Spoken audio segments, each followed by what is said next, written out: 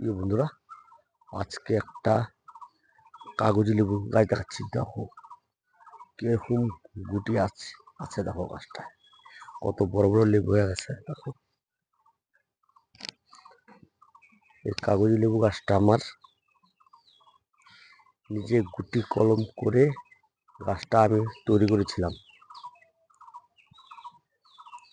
দেখো ছাদ বাগানে আসলে কত ভালো লাগে বলো তো তোমরা, এরকম গাছ করাতে। দেখো এই গাছটা আমি নিজেই গুটি কলম করেছিলাম, নিজেই ছোট্ট একটা গাছের থেকে গুটি কলম করেছিলাম। গাছটা কিন্তু ফল ফল কিছু আসেনি। সবাই বলে যে এই গাছে ফল না হলে অন্য গাছে ফল হয় না। আমি কিন্তু যেই গাছটা করেছিলাম ওই গাছটা থেকে এটা তৈরি করেছিলাম। দেখো ফল আসেনি, দেখো কত সুন্দর লাগছে, কত কত কত ফল, কত লেবু। দেখো ছোট্ট একটা ক্যারেটে বসানো, কিন্তু